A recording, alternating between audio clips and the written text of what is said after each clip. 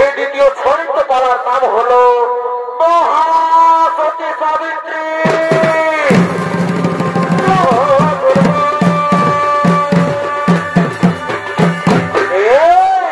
নমস্কার দর্শক মন্ডলী, এরা হলো দেবাদিদেব মহাদেব ও মাতা পার্বতী।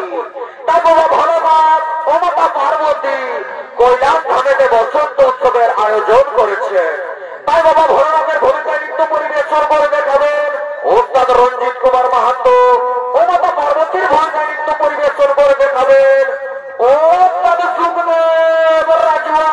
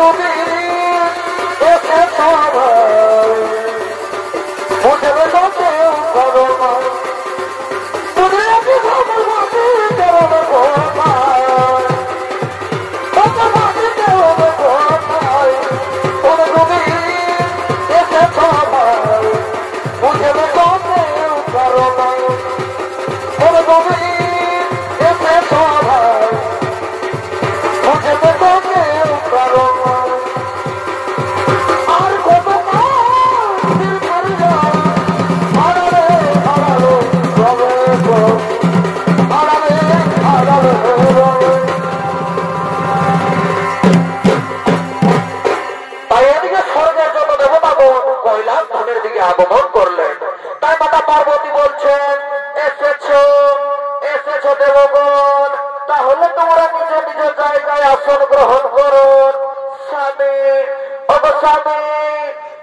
স্বামী এখনো স্বর্গের বসন্ত বাসন্তী কৈলাস ধামেতে এলো না, তাহলে কি বৃথাই হয়ে যাবে মোদের আয়োজন, হবে না মোর বাসনা পূরণ।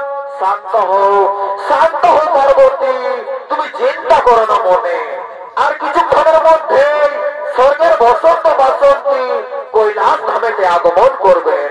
চলো না পার্বতী, ততক্ষণে আমরা এই স্বর্গের দেবতা তন্ত্র দিয়ে আমরা কৈলাস ধামেতে বসন্ত উৎসবের সাজ সজ্জা করি।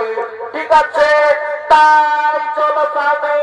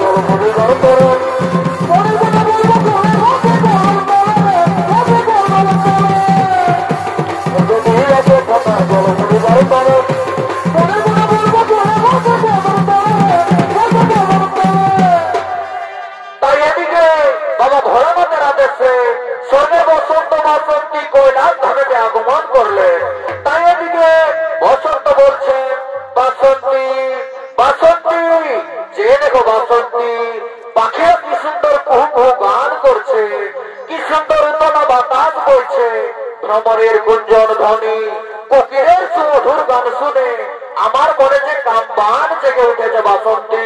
তুমি আমার মনোবাসনা পূরণ করো, তুমি আমায় শীঘ্রই প্রেমালিঙ্গন দাও স্বামী। ও গো স্বামী, কিন্তু বাবা ভোলানাথের আদেশ, আমরাকে যে কৈলাস ধামেতে বসন্ত উৎসবের আয়োজন করতে হবে, এই সময় যদি আমরা এই অমঙ্গলের কাজ করি তাহলে নিশ্চয়ই বাবা ভোলানাথ ক্রোধিত হবে। না না বাসন্তী না, আমি তোমার কোনো কথাই শুনতে চাই না। সর্বঙ্গকালে জয় জয় বর, এসো এসো বাসন্তী, তুমি আমায় ধরা দাও।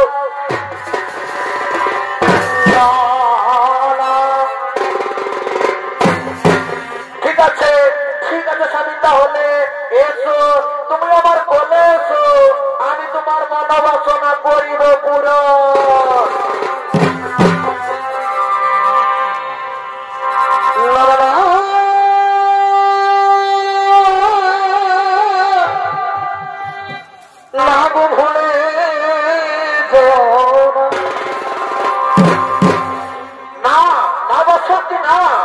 আমি তোমার জীবনে মরণে কোনদিনও ভুলে যাব না। ভুলে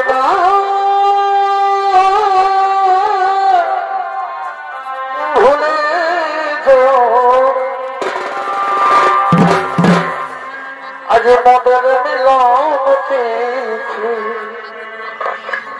না গো ভুলে যেও না। কি বাসন্তী, এ কি বাসন্তী, তোমার একটি মুখের কথা। শোনো শোনো বন্ধু শোনো, কে বলে এমন কথা,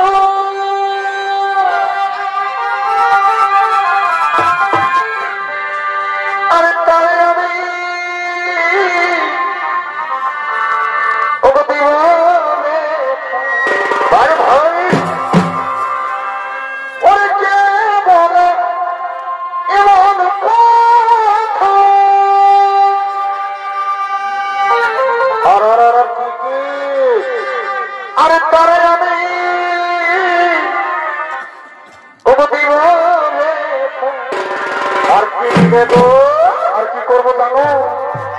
কেন গো? আরে মালা হয়ে তুলব বলে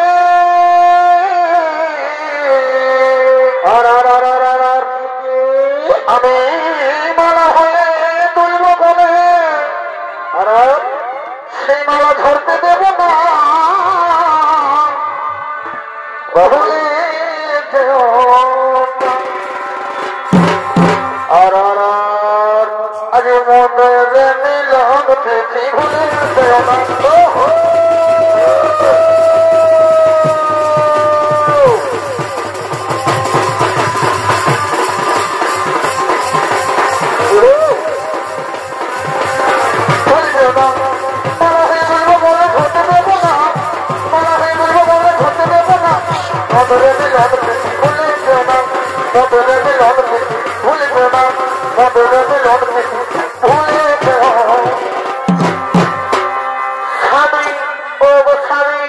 তুমি আমায় চিরদিন এইভাবে ভালোবেসে যাবে তো? হ্যাঁ বাসন্তী, হ্যাঁ আমি সত্যি বলছি, আমি তোমায় চিরদিন এইভাবে ভালোবেসে যাব। চিনি না ওদের যে ছিল আমার কি ভাই নয়নের মনিরে ওহো যে ছিল আমার নয়নের মনি আর ভাই ভুলতে পারিনি আজও ভুলিনি। আচ্ছা ভাই ভুলিনি ভুলতে পারিনি আজও ভুলিনি। আগেকার দিনগুলো কি হয় ভাই আজও মনে পড়ে। আচ্ছা চমৎকার ভাই কি করে ভালো থাকিব ভালোবাসি সেই আছে হৃদয় মাঝে সেই আছে হৃদয় মাঝে চমৎকার পরে পড়ানে বাবাই ভুলতে পারেনি আজও ভুলিনি। আচ্ছা ভাই ভুলিনি বাবাই ভুলতে পারেনি আজও ভুলিনি। চমৎকার ভুলতে পারেনি ভুলিনি।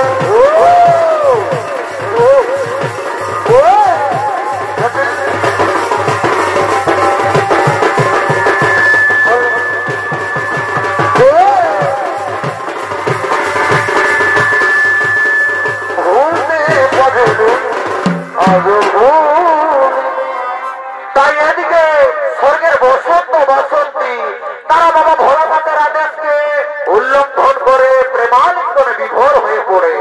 আর ওদিকে বাবা ভোলানাথ স্বর্গের বসন্ত বাসন্তীর বিলম্বন থেকে খেপে ছুটে আসছে।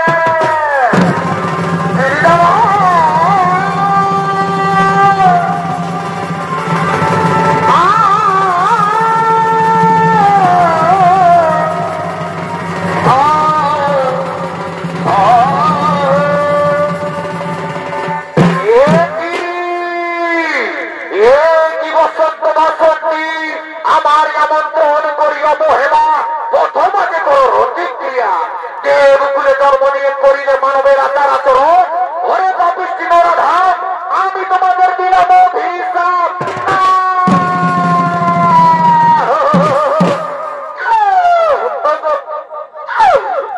পরমপিতা পরমেশ্বর আপনি আমাদের অভিশাপ দেবেন না। এই সামান্য অপরাধে আমাদের অভিশাপ দেবেন না। ওরে ওরে বসন্ত বাসন্তী বিধির বিধান গরবির খণ্ডন হয় না। তাই নদীর জল বয়ে গেলে যেমন আর ফিরে আসে না তেমনি আমার মুখ থেকে বেরিয়ে যাওয়া বাক্য আর ফিরে নেওয়া যায় না রে। তাই আমার অভিশাপে তোমরা জন্মগ্রহণ করবে মানব কুলে। সেখানে তোমাদের নাম হবে সত্যবান ও সাবিত্রী। শোনো সাবিত্রী জীবনকালে হইবে তুমি স্বামী হারা, তবে সতী ধর্ম পালন করিলে আবার ফিরে পাবে স্বামী ধন, আবার ফিরে পাবে স্বামী ধন।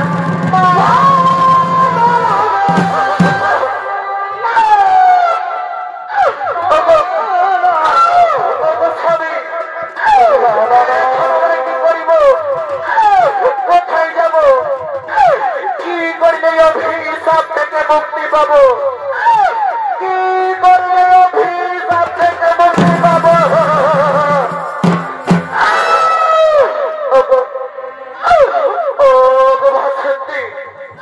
আর আমরা বিলম্ব করবো না, বিধির বিধান কোনদিন খণ্ডন হয় না গো। চলো আমরা বাবা ভোলানাথের অভিশাপে অভিশপ্ত হয়ে নিজালয়ে করিব গমন।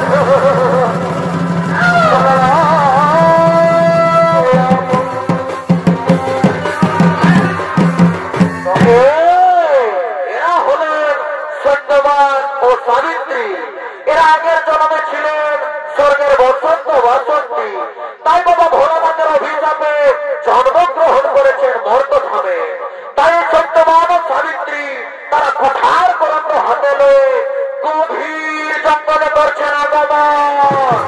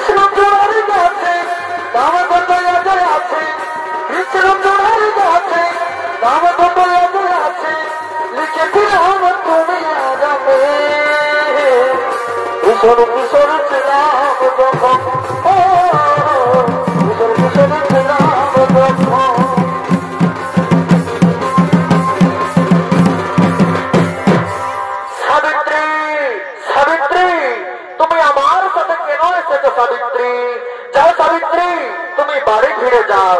বাড়িতে আমার মাতা পিতা অন্ধ হয়ে পড়ে আছে। যাও সাবিত্রী, তুমি তাদের জন্য কিছু ফলমূল নিয়ে যাও। ঠিক আছে, ঠিক আছে স্বামী, আমি তাই চললাম।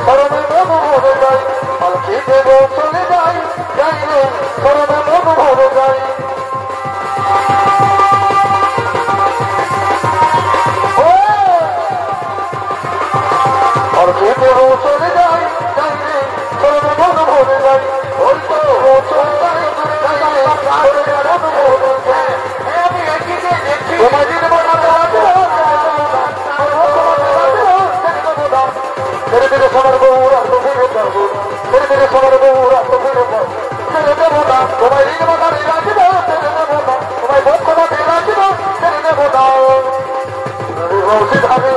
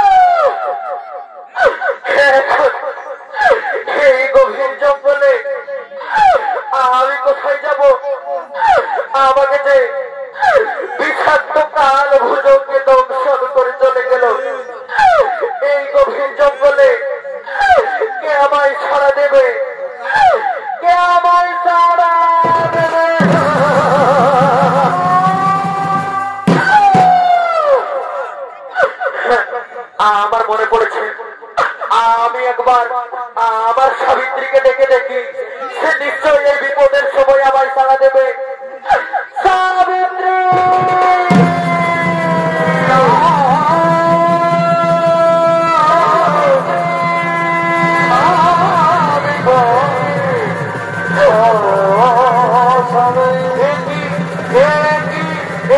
আমার স্বামীর মন করছো তাহলে কি আমার স্বামী কোনো বিপদ আছে?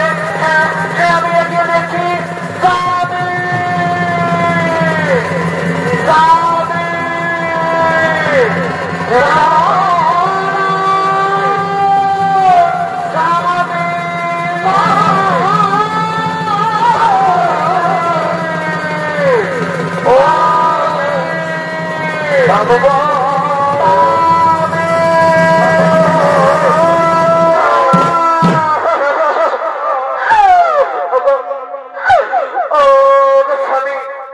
তোমার কি হয়েছে?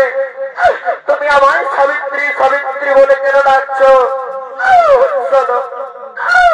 শোনো গো সাবিত্রী, আমি যে ওই গভীর জঙ্গলে চন্দন কাঠ কিনতে গিয়েছিলাম গো, কিন্তু ওই চন্দন কাঠে লুকিয়েছিল এক কাল ভুজঙ্গি।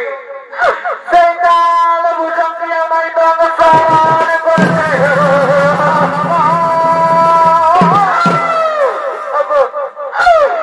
সাবিত্রী, আমি যে আর শির যন্ত্রণা সহ্য করতে পারছি না, তুমি আমায় শক্ত করে ধরো সাবিত্রী। আমার কাছে আর যে বেশি সময় নেই সাবিত্রী, আমার কাছে আর সময় নেই।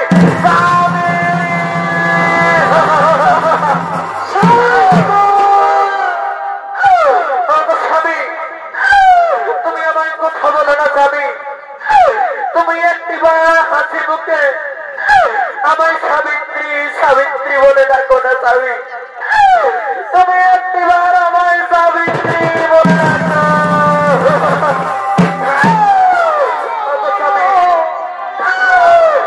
আমি এখন কি করি? এটাকে নিয়ে এই গভীর জঙ্গলে কোথায় যায়? ও গো মায়েরা, ও গো তোমার মাসি পিসিরা, তোমরা তো জানো না গো বিধবা নারীর যন্ত্রণা।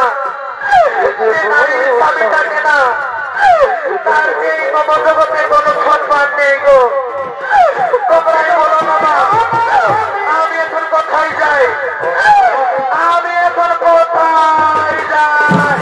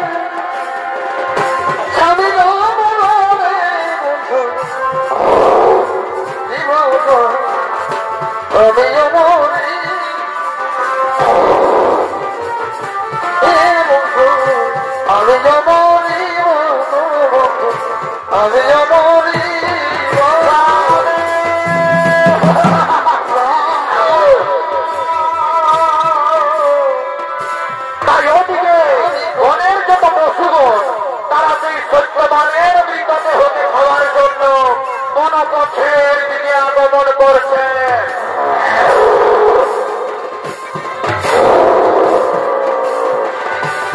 স্বামী গো স্বামী গো স্বামী গো স্বামী গো স্বামী আমার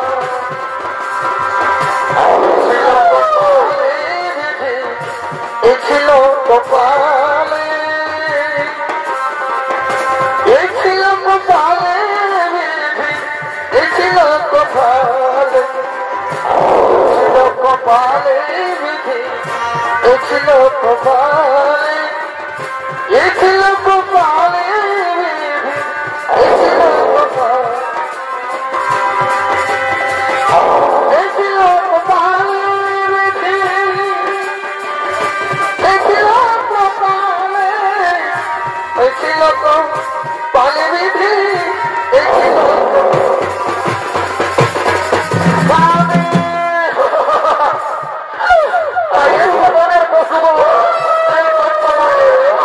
খাওয়ার জন্য আগমন করছে।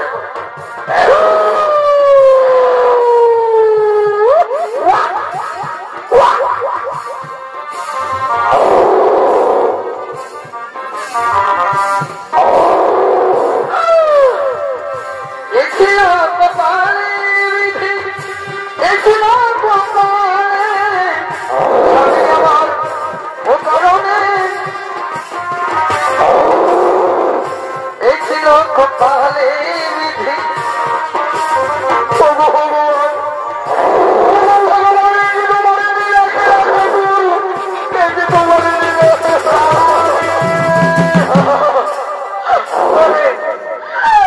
ওরে বনের পশুরা, ওরে কুকুর, ওরে শ্রীগাল, তোমরা আমার স্বামীকে খেও না। সত্যি তোমাদের ক্ষুধা লাগছে, তাহলে তোমরা আমার অঙ্গের মাংস খেয়ে খুব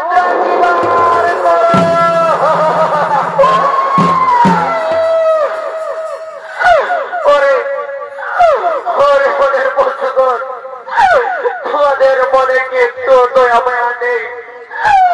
তোমাদের মনে কি একটু দয়া মায়া নেই?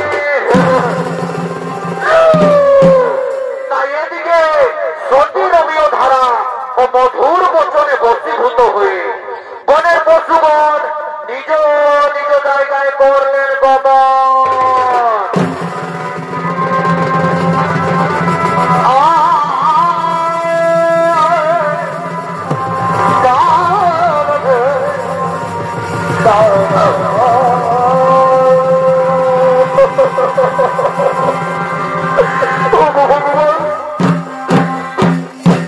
আর ওদিকে চিত্রগুপ্তের তাকে সংবাদ পেয়ে স্বয়ং যমরাজ ছুটে আসছেন সত্যবানের মৃত আত্মাকে জমালয়ে নিয়ে যাওয়ার জন্য।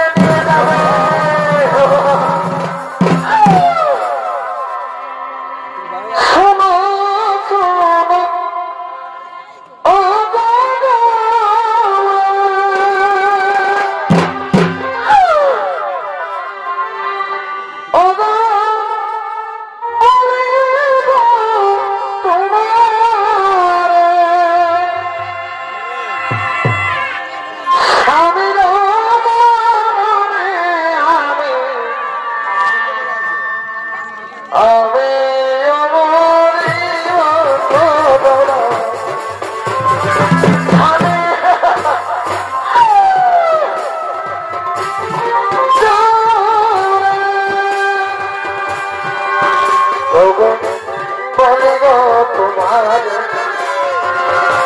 হাতে ধরি বলিল ছেড়ে দে স্বামী রে গোরা ছেড়ে দে স্বামী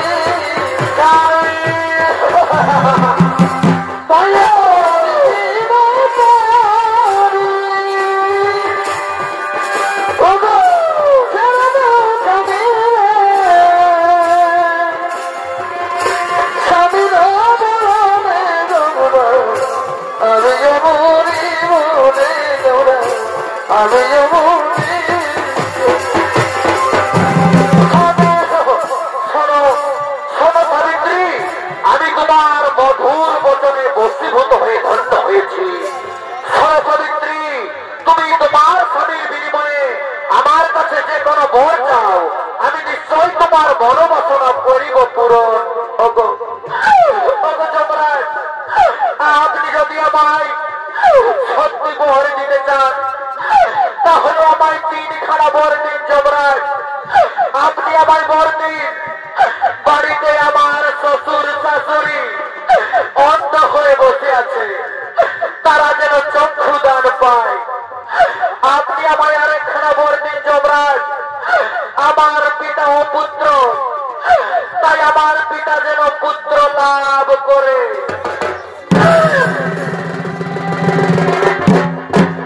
সাবিত্রী, শোনো সাবিত্রী, আমি তোমার নিশ্চয়ই কথা রাখবো। আমার পরে তোমার শ্বশুর শাশুড়ি জগতের আলো দেখতে পাবে, তোমার পিতা অগ্রপতি সন্তান লাভ করবে। এবার তাহলে আমি তোমার স্বামী সত্যবানের মৃত্যু আত্মাকে জমানে নিয়ে যাই। সেনার মন্ত্রী সেনাপতি সৈন্যবহন আর বলা করিব না বিলম্বন। এখনই সত্যবানের মৃত্যু আত্মার জমাল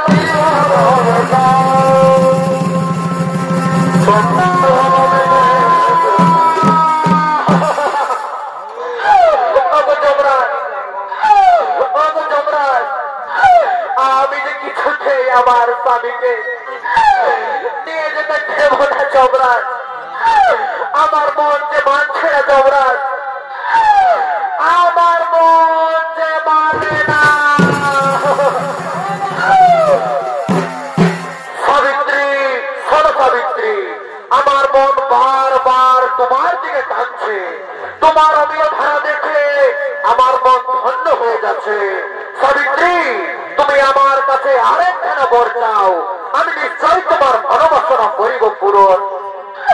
যমরাজ, যমরাজ, আপনি যদি সত্যি আমায় বর দিতে চান তাহলে আমায় একখানা বর দিন, আমি যেন এই জগতে মা হতে পারি। শোনো, শোনো সাবিত্রী, তুমি আমার করে যাও, তুমি শত শত পুত্রের মা হবে, তুমি শত শত পুত্রের মা হবে। এবার এবার তাহলে আমি তোমার স্বামীর মৃত আত্মা জমানে নিয়ে যাচ্ছি। এসো, এসো মন্ত্রী সেনাপতি সৈন্যবহন, আমরা এক্ষুনি সত্যবানের মৃত আত্মা জমানে নিয়ে যাবো।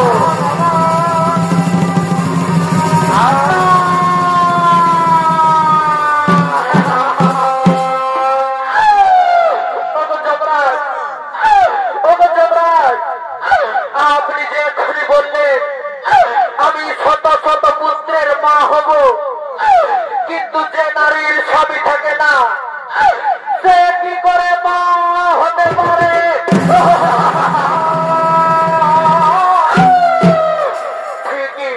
ঠিকই বলেছ সাবিত্রী, যে নারীর স্বামী থাকে না সে কোনোদিনও মা হতে পারে না। আমারই ভুল হয়ে গেছে সাবিত্রী, আমি তোমার কাছে হেরে গেলাম। ধন্য ধন্য তুমি পতিব্রতা স্ত্রী সাবিত্রী, আজ আমি স্বয়ং যমরাজ তোমার কাছে হেরে গেলাম। শোনো সাবিত্রী, ইতিহাসের পাতায় লেখা রইবে তোমার নাম। এই জগতে ইতিহাসের পাতায় যে যে পড়বে তোমার নাম পাবে। শোনো সাবিত্রী, আজ আমি নিজে যমরাজ তোমার স্বামী সত্যবানের পুনর্জন্ম করিলাম।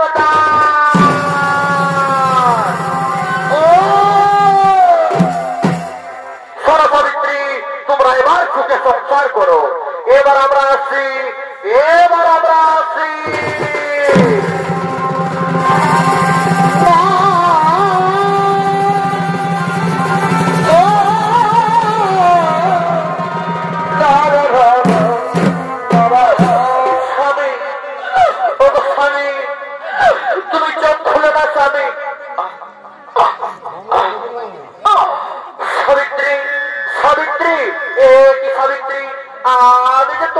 ঘুমিয়েছিলাম সাবিত্রী, তাহলে আমি মাটিতে। শোনো না সাবিত্রী, আমি যে আর ক্ষুধার জ্বালা সহ্য করতে পারছি না সাবিত্রী, তুমি আমায় কিছু খেতে দাও না সাবিত্রী, তুমি আমায় কিছু খেতে দাও। ওগো স্বামী, এই গভীর জঙ্গলে আমি কোথায় খাবার পাবো স্বামী? চলো না স্বামী, আমরা এই নগরবাসীদের কাছে কিছু অন্য ভিক্ষা করে তোমার ক্ষুদ্রা নিবার করবো।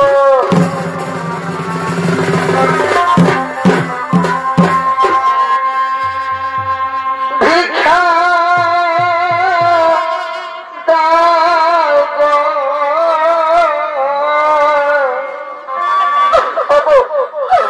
মায়ের মাসিরা, আমার স্বামী আর ক্ষুধার জ্বালা সহ্য করতে পারছে না গো, তোমরা কিছু অন্য ভিক্ষা দাও না গো আমারে। সেই অন্য দিয়ে আমি আমার স্বামীর ক্ষুধা নিবারণ